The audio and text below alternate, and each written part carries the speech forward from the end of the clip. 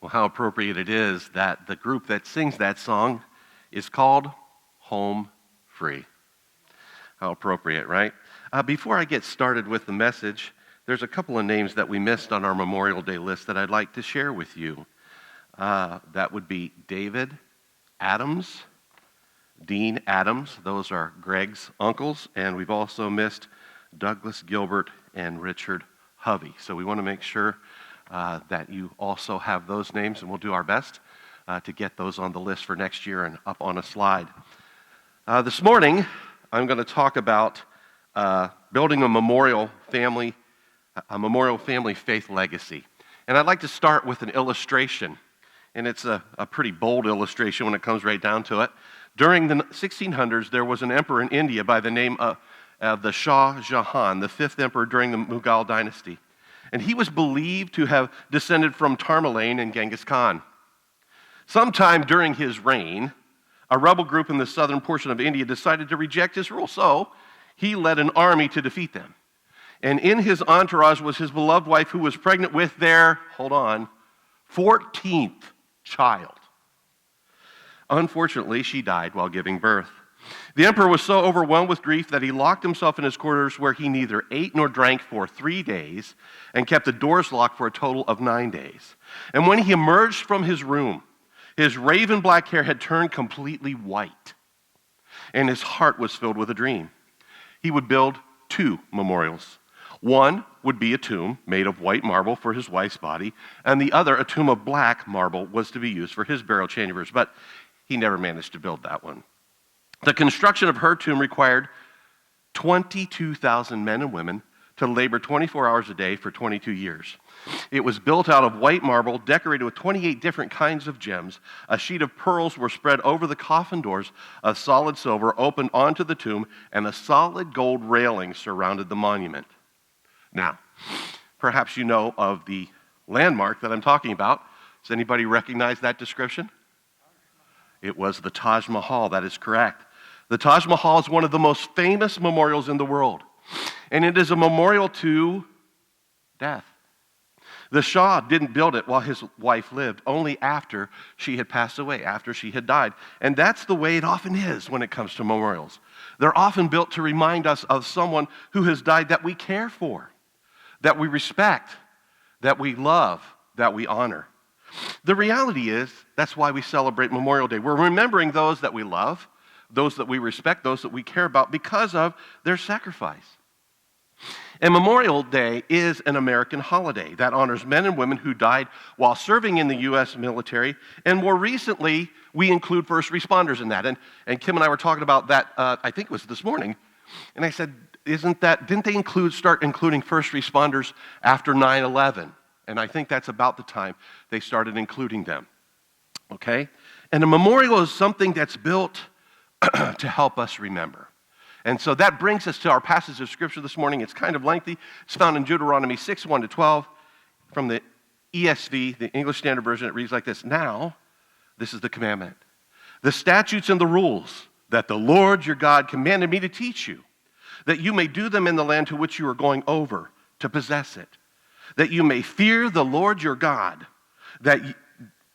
fear the Lord your God, you and your son's son, by keeping all his statutes and his commandments, which I command you all the days of your life, and that your days may be long.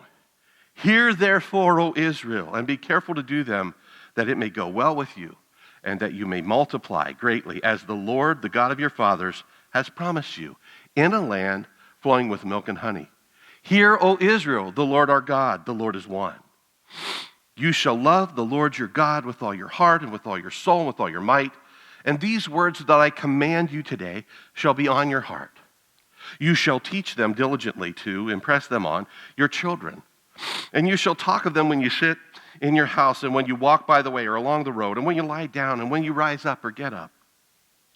You shall bind them as a sign on your hand, and they shall be as frontlets between your eyes on your foreheads. You shall write them on the doorposts of your houses and on your gates. And when the Lord your God brings you into the land that he swore to your fathers, to Abraham, to Isaac, and to Jacob, to give you with great, large, good, flourishing cities that you did not build, and houses full of good things that you did not fill or provide, and cisterns or wells that you did not dig, and vineyards and olive trees that you did not plant. And when you eat and are full or satisfied, then take care, that is, be careful, lest you forget the Lord who brought you out of the land of Egypt, out of a house of slavery. So here in Deuteronomy 6, God is asking his people to remember something. And in Deuteronomy 6:6-7, God declared, these commands that I give you today are to be on your hearts, and press them on your children. Talk about them when you sit at home and when you walk along the road, when you lie down and when you get up. God was saying, I want you to build memories into your families. I want you to help remember the commandments that I'm giving you today. And he speaks of it almost like he's asking them to build a memorial. 8 and 9 say, tie them as symbols on your hands, bind them on your foreheads, write them on the doorframes of your houses and on your gates. In other words, these things are to be constantly before you so that you don't forget them. So you're ever mindful of them. In other words, build a memorial of faith in your family to my word. Now, the people of Israel eventually took these commandments really, really literally, okay? They tied his word to their hands and their foreheads and wrote them on their doorframes. And you may remember, as we have discussed this before, that they created little boxes called phylacteries that they tied to their foreheads or arms. And they also built a different box called a mezuzah that they nailed to their doorframes. And religious Jews are expected to touch the mezuzah as they enter or exit their homes. And when I say that, it kind of reminds me of, if any of you like to watch college football, when there's a Notre Dame home game, they tap the thing up above the doorway on their way out. And that's what it kind of reminds me of. But honestly, doesn't that all seem fairly innocent when you think about it? Be ever mindful, touch that, yes. Well, the thing is, it kind of becomes commonplace. I mean, seriously, they don't say the Pledge of Allegiance in the schools anymore, do they? They do? Okay, I wasn't sure. When I was a kid, they always did. But I have to be honest, if you're not careful, you just roll right through that without really giving much thought to what you're saying, right? Well, that's what these folks had to be careful about. Just saying something by rote without giving it any conscious thought or any feeling. Now, it could have been a helpful practice because these little boxes were supposed to be a constant reminder to the Jewish people of their commitment to God's law. Okay, but a problem actually developed as many Israelites ended up forgetting about God's law and began putting their faith into those little boxes. None of these phylacteries or mezuzahs were big enough to hold the entire law. A mezuzah, for example, held what was called the Shema, or hear. And it was in this Shema, or Shema, depending on how you want to pronounce it, that Israel was told that God wanted these commandments that I give you today, not just the Shema, are to be on their hearts, not merely in a box somewhere. But unfortunately, the faithful in Israel got to the point where they started to focus more on the boxes than on the contents. For example, one source said that the mezuzah was to be mounted only on the right doorpost of the home, and it was to be slanted so that the top pointed to the inside of each room, and it should be affixed to each room in the home except for the bathroom. That's kind of the opposite of what we do, right? Some people have reading material in their bathroom, but not necessarily in the rest of the house. But anyway, and its contents were to be examined by a reliable scribe at least twice every 7 years to make sure that the ink on the parchment hadn't faded. And if all these requirements weren't met, its blessings were nullified. So, in other words, if you don't do it right, God won't like you very much, so he won't bless you. Well, that's not the way things work. There's something seriously wrong with that kind of thinking. Aside from the fact that that isn't what God said, this kind of practice put really an unhealthy focus on a man-made box. It starts out as a man-made box, but then we add a few extra man-made rules thrown in there for good measure. And when carried to the extremes, these boxes can become memorials not to God's living word, but instead to a very dead, ritualistic faith, devoid of any real meaning or value. Think about it for a minute. People can become so focused on their little boxes that they might come to believe that as long as they touch that little box and perform their religious rituals, they could perhaps, maybe be mean and hateful to others. Or maybe lie and deceive their friends. Or cheat on their spouses, or be filled with lust, bitterness, or jealousy. ignore the needs of others, serve their own purposes, take what they liked from God's word and ignore the rest. But as long as they could touch that little box, they could feel, think, or believe that they had fulfilled their religious obligations. And so the box can be or could become a memorial to a dead faith. A faith that is religious, but is false and in substantial error. Now, our thinking can get us into trouble sometimes. We have to be very careful about what we think about things. And we might be tempted to think to ourselves, you know what, those silly, senseless, unenlightened Jews, honestly, what were they thinking? But of course, there are people in many denominational congregations with a high degree of ritualistic traditions and lots of symbols who do much the same thing. They touch holy objects, right? Like specific candles. They go through traditional or ritualistic motions and feel, think, or believe that it's all a substitute for lives of righteousness.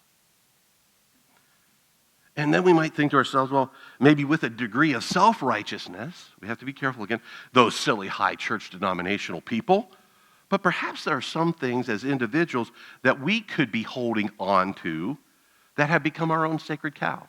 So we really have to be careful about this. You know, it's true. I think that we should consider that because it could happen to anyone that's seated here in this building if we're not careful. There are many Christians who put their faith inside little boxes. It doesn't literally have to be a box, okay? It can be a religious practice that we've come to feel, think, or believe cancels out our bad behavior. George Fall, chancellor of Summit Theological Seminary, noted in a newsletter a number of years ago in an illustration how easy it is to fall into this type of thinking. He said he'd heard that if you ate Snickers candy bars, which are really filled with calories, but then you drank a Diet Coke with no calories, the Diet Cola canceled out the calories of the candy bar. Now, surely we don't believe that, okay? But my guess is we all want to believe that, don't we?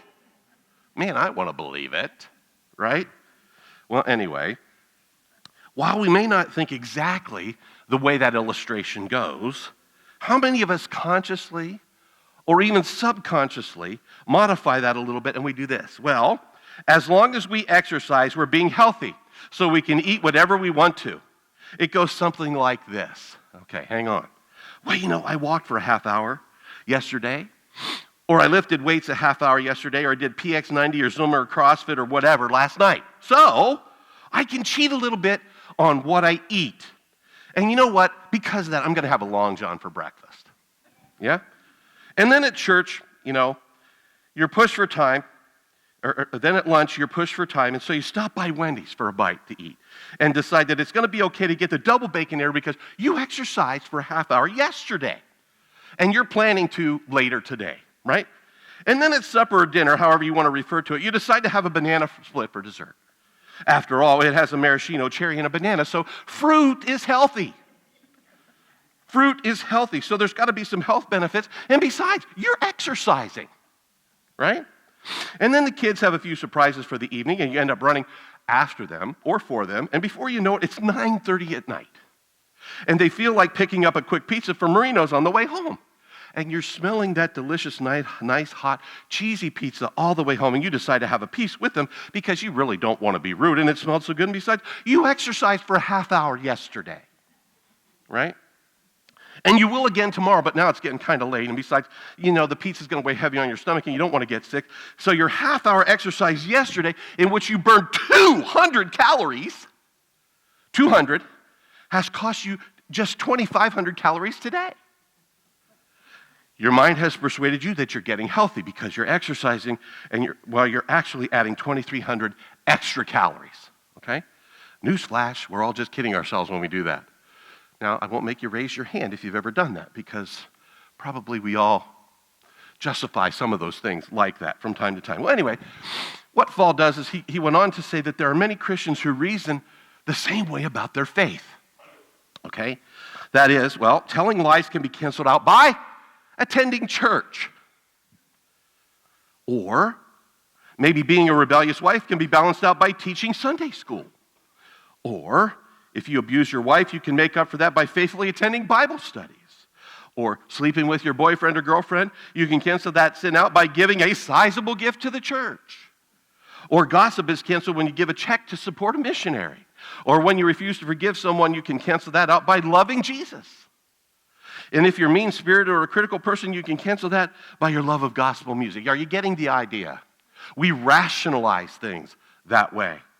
There are folks who do things like that, and they think like that. They'll put their faith in these little boxes or these little areas that they touch once in a while to assure themselves that they're being religious. But in the meantime, they dishonor the Lord Jesus, whom they say they love and whom they say they serve. You know,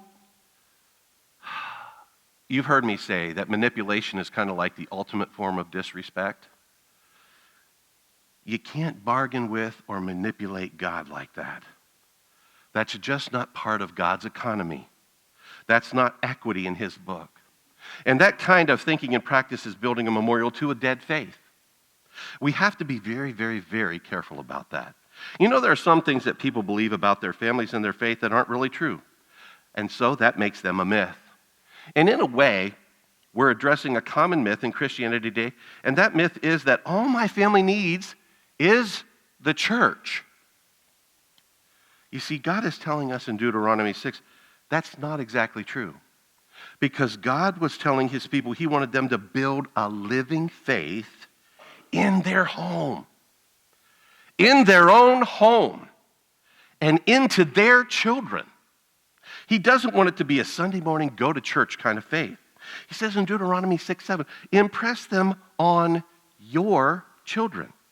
Talk to them about it when you're sitting at home, and when you walk along the road, and when you lie down, and when you get up. Or in other words, don't put your faith in a box. Don't put your faith in the church box. The great building can be perceived as a box, right? He's telling them, make your faith a real, living, breathing thing. Real faith. Make it a part of everything you do and everything you are. You might remember the It's the Real Thing. Does anybody remember that? That was a Coke advertisement. Coke, it's the real thing. Okay, big deal. But anyway, like Coke, your faith is supposed to be the real thing, not fake. Not something that you take out to impress or show off or hide behind the real you. It's supposed to be the genuine article. Incorporate it into your life when you sit at home or walk along the road, lie down, get up, whatever. Carry your faith with you. Live your faith everywhere you go. And when your faith is a genuine article, it absolutely becomes a part of you. It can't be separated out. It can't be hidden or put aside, or conversely, taken out just when it's beneficial to you or beneficial to your reputation. It's who you are through and through. You see, God told Israel that they were to fix his commandments to their hands and their foreheads. But he didn't mean they should literally put a box on their foreheads. Man, if we did that, would we look ridiculous? We'd stand out like a sore thumb, right? But he didn't mean that they should literally put a box on their heads or arms. He was speaking figuratively, not literally. He meant that they should make their faith so obvious that others could just look at them and know they were his. God told them they should write his commandments on their door frames and gates. He didn't mean that they should take out a Sharpie and write his word all over their doors. He meant that they should make their faith so much a part of life that folks would sense it the moment they stepped in their home. Have you entered a home like that? Have you gone into a home like that? Is your home like that? I know people, as soon as I meet them, that they love Jesus. It's written all over their face. You step inside their home and it just has a different atmosphere about it. Now, can you manage that all the time? Week after week, every week? You know what? I'm sorry to say that I'm not able to manage it. There are times that if you drop by my house, you would find that I'm just having a day. Maybe none of you have those days. I hope and pray that would be the case. Because sometimes my days turn into weeks. And sometimes several weeks, and where I'm just struggling. Just struggling. And I've come to believe or understand that at least in some measure, it's often a spiritual problem and therefore a faith problem. Something happens that I'm not expecting. we're planning on. And I have to solve the problem, or I have to come up with the money, or I need to try to help people get past their pettiness problems and things just seem to snowball. And notice how I just kept saying, what did I keep saying? I. So when I'm trying to do all that, it must be the I that's getting in the way, right? I have left God out of the equation. I've taken it all on myself. I guess I feel responsible, so I take it on. I don't rely on God, and I don't trust him or remember that he's got this. It didn't take him by surprise, right? He knew all along what was going to happen and when. And I take on these issues or problems in my own strength instead of praying for wisdom and laying them at his feet. I get beside myself with worry and anxiety, and all along, who should I be getting alongside? God. Instead of getting beside myself, I should be getting alongside God. You see, people should be able to tell just by looking at you and being around you that you've been with God. That literally happened to Moses, right? When he had been with God, it was written all over his glowing face. He looked different. This is a problem for many Christians. We don't live like our faith is an integral part of everything we do or even who we are. We put our time in on Sunday morning. We go through our religious rituals and we feel like that's enough to get ourselves and our family through the week. But it's simply just not enough.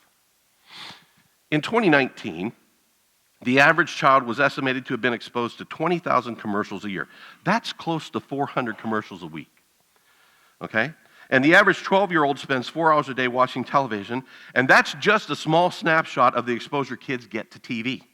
That doesn't cover the time they spend on the internet or listening to secular music and see or get things off of their phones.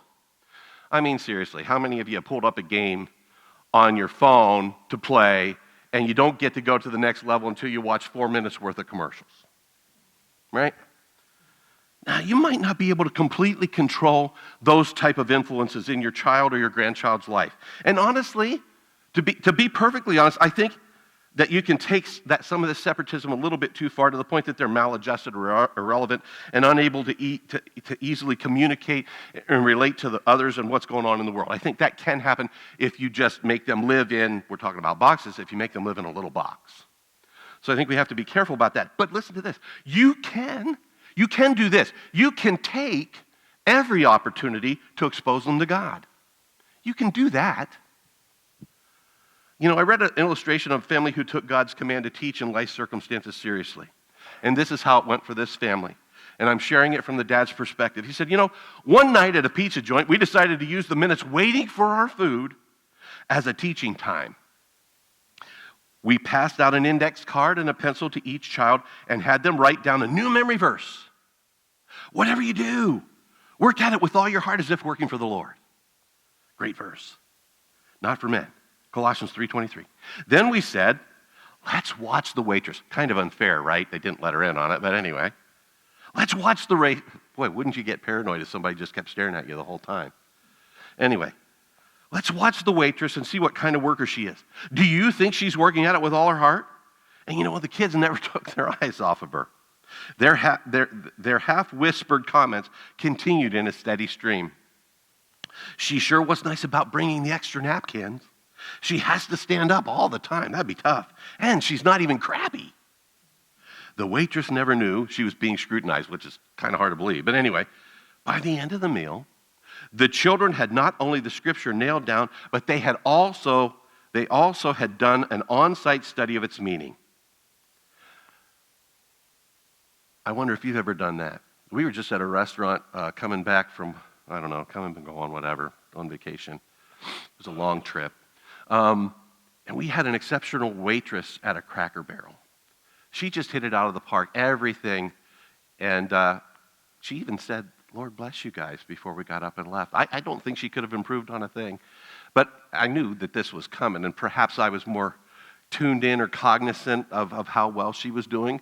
But even at that, she kind of, like I said, nailed it out of the park. But I wonder if we should do that more often. Don't you think we should do that more often? The bad part is I got up and I didn't finish. I didn't tell her what a great job she did or how polite she was and how wonderful and what a blessing she was. to Kim and I. So we should really follow through, because I noticed saying sometime this week, I forget, it might have even been this morning when I was watching one of the preachers on television, said, if you're breathing, you can use encouragement, right? If you're breathing, you can use encouragement. And she just was, we watched her with other people in the restaurant, and she was so kind to every one of them, all of them. It just was like she's just bubbling what a Christian should be like, right? Anyway, this couple wisely made a game out of learning God's word, and they made it interesting. They taught their children to see good things and hopefully challenged them to think about how they might apply or live out the verse that they were memorizing. They were creative. They were inventive. They took God's commandments seriously for them to impress God's will on their children. Now, the truth of the matter is this. You're going to make an impression on your children either for good or for bad, either by neglect or on purpose, by action or by apathy. Perhaps we should more critically think about what kind of an impression we're making on our kids and become more intentional about it. They will remember the things that were important to us. We can tell the world a whole bunch of things, right? And we can put on a good show all the time. But the kids in the home, they know who we really are. They know what we're really like. And they learn that how? By watching, by being with us. Are we impressing them or depressing them? And they will show us, they will also know how much we value them. Were they a priority in our life? Did you love them and make sacrifices for them? They don't always recognize it at the time, especially when they're younger, right? But they will understand and remember at some point. They will. Now, certainly, I'd be the last person to underestimate the value of church, but I would love you to have your family in church every Sunday and or participate with the local faith community. I mean, after all, Scripture does say in the New Testament, let us consider how we can spur one another on to love and good deeds, not giving up meeting together as some are in the habit of doing, but encourage one another, all the more as you see the day approaching. Now, the day referred to in the passage is the day of the Lord's return, okay? I don't know when that's going to be. I don't. But I do know this.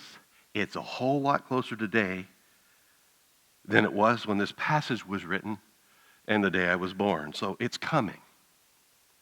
What else? Well, along with regular church and Christian education attendance, Eden has a church camp. Now, it's not officially the church camp anymore because it's not, quote, denominational, but that's Camp Living Waters. It's kind of a long way away. It's over 3 hours away. It's up in Luther, Michigan, right? But it's a blessing. And we've also helped some youth attend Camp Barakel, which is also north, but a little bit closer. And there's a new one that Kyle Young from the Heart of the Lakes Church is like on their director's board. And it's down where Mylan and Margaret used to live. It's called Somerset Beach. And we've had Barakel here, and we've had CLW here. And next year, I think it'd be really good to have them come and tell us what their camp is like. And that one is a lot closer because, like I said, it's just down there in Somerset or in that area. But, it would be great if you could see that your kids go to a church camp every summer. It would. When I was a kid, I didn't get to go. But and then, there's always being involved in Vacation Bible School. That's coming up. In youth group, Pastor Mark's youth group, he likes it when there's a whole bunch of kids there. Excuse me. When there's a whole bunch of students there. He likes it. You can do more things with more people, right? And then there's the Connect Sports program. And there's the Connections Bible studies. And then there's short-term missions, and the opportunities kind of abound, But you can't put your family's faith in somebody else's hands and think that it's going to be enough. Teacher or preachers included. You can't do that. While we have excellent youth workers and Sunday school teachers or CE teachers and workers, ultimately there is no substitute, none whatsoever, for the kids seeing you live your faith in front of them every day. No substitute. No substitute. Back in the 1800s, there was a young man who had a profound sense of admiration for his father. His father saw to it that the life of a family revolved around religious practices of their faith. And in his teen years, however, the boy's family was forced to move to another town in Germany.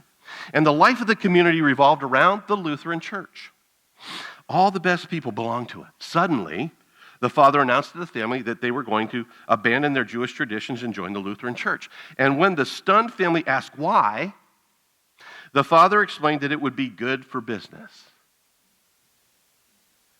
The youngster was bewildered and confused.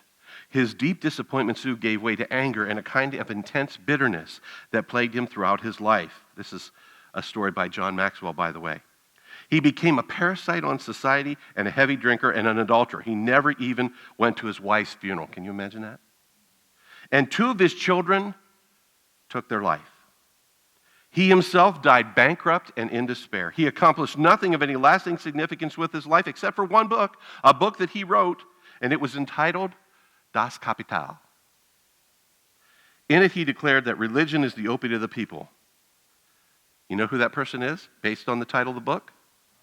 Karl Marx. Karl Marx. His book, Das Kapital, became the foundation for communism and led to the destructions of thousands of lives. Now, when we sell out our faith to the highest bidder, we are setting our families up for discouragement and failure. And that highest bidder, it can take on so many forms. It really can. And some of them we think of as innocent, right? I mean, what might they be? Well, maybe it's family reunions. Maybe it's sporting activities. Maybe it's band music or music concerts. Maybe it's convenience. Maybe it's comfort, business, traveling the world, personal gain, hobbies, etc. You get the idea. But anything that displaces God, according to God, is an idol. It's an idol. By contrast, I read about this small boy who was consistently coming home late from school. And his parents warned him that he had to be home on time that afternoon. And he arrived at home that day later than ever. His mother met him at the door and said nothing. His father met him in the living room and said nothing. And at dinner that night, the boy looked at his plate. There was a slice of bread and a glass of water. He'd think he was in prison, right? He looked at his father's full plate and then at his father, but his father remained silent. The boy was crushed. The father waited for the full impact to sink in, then quietly took his own plate of meat and potatoes and put it in front of the boy and smiled. When the boy grew to be a man, he said, "All my life I've known what God is like by what my father did that night."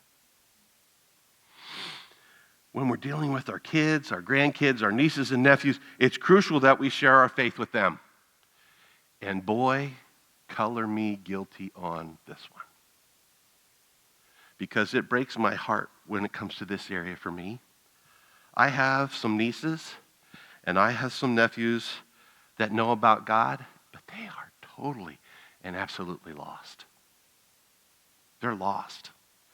And they're on the wrong path. And that path is leading them to destruction.